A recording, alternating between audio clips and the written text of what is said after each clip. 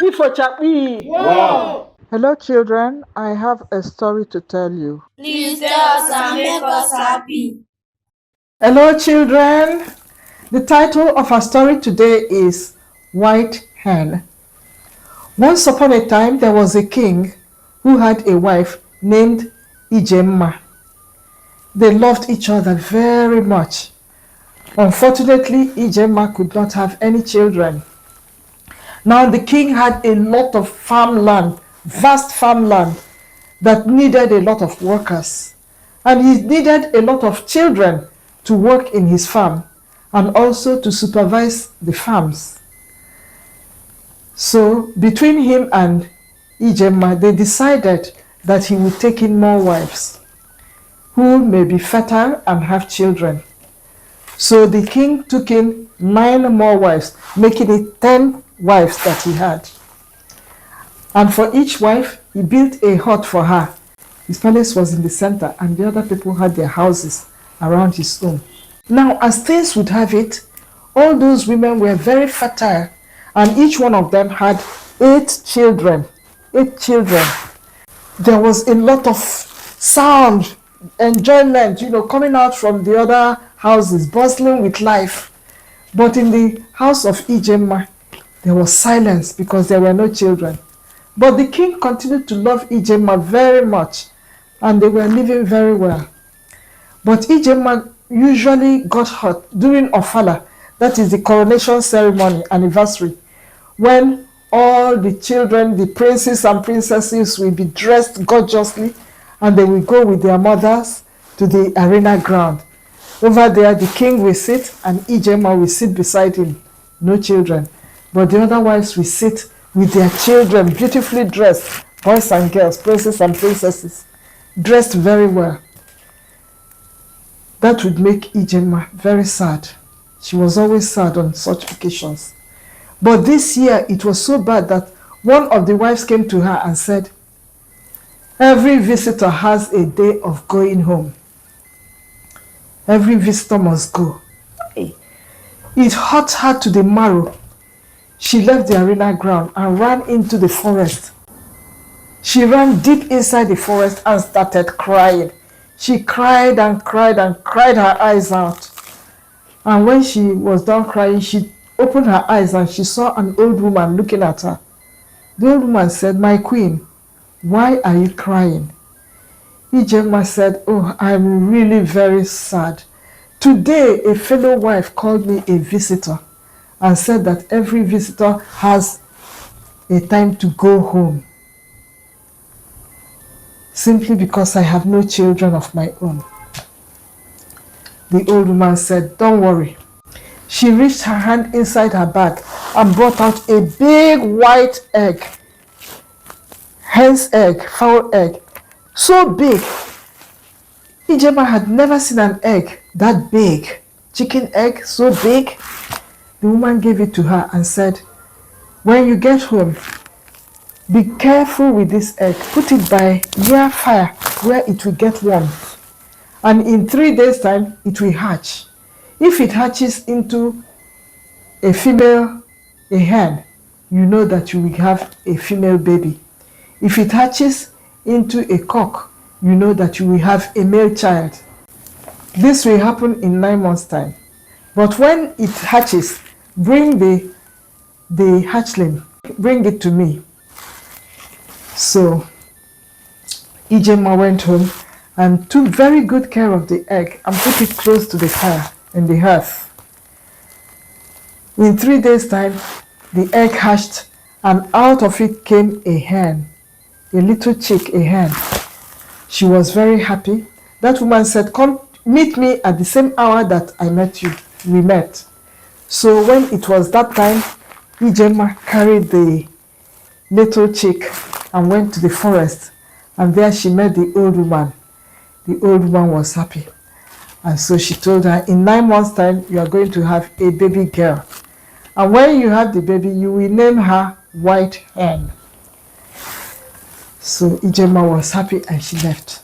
And lo and behold, she got pregnant, and in 9 months' time, she had a baby girl, just like the old woman had told her, and she named her White Hen.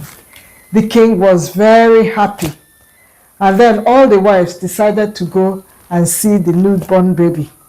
And each person carried a present with her.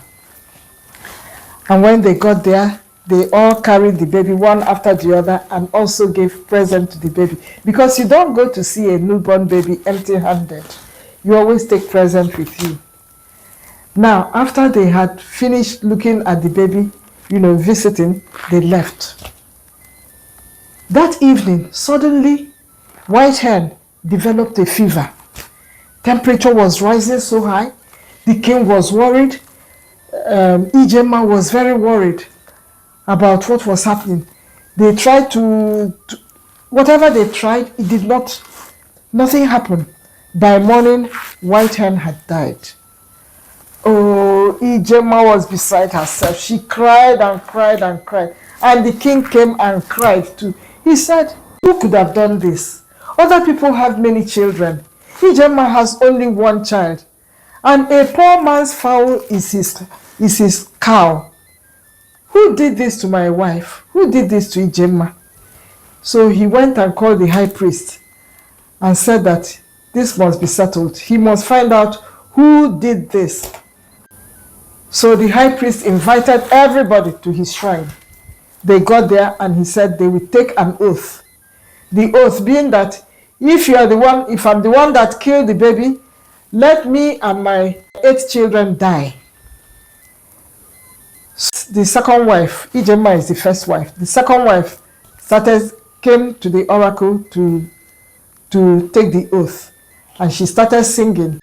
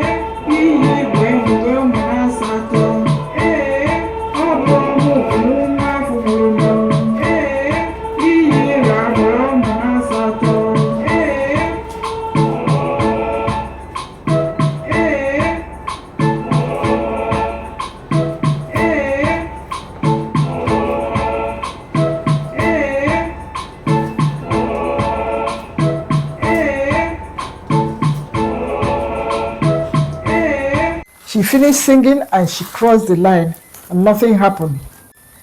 So they now started singing and crossing, singing and crossing, singing and crossing. This was how all the wives sang and crossed the line, and nothing happened to them until it came to the last wife. She became nervous. She didn't want to cross. The king said, you must sing. You must take the oath, just like the others have taken the oath. So she took the oath. As soon as she tried to cross the ground, the oracle flung her up and down, why? And she died. Now her other 8 children were supposed to die also, according to the oath that was taken. But Ijema started begging the chief priest. He said, please, spare the children. The children had nothing to do with this. What happened? Please spare them. So the high priest said, well, you are going to make some sacrifice, make sacrifice to the oracle. If the oracle accepts it, then the children will be spared.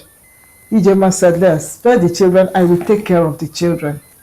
So she now went home and did what the chief priest told her, and they were able to pacify the oracle, and the children survived. Ijema took all the children into her house, and they all started living there, and they lived happily ever after. Chapi! War. Now, the moral of this story is that envy is very bad. Whether in the home or in the workplace, if there is envy, it causes a lot of problems. Chapi! War. The preservation of Igbo language and culture is a duty for you and me.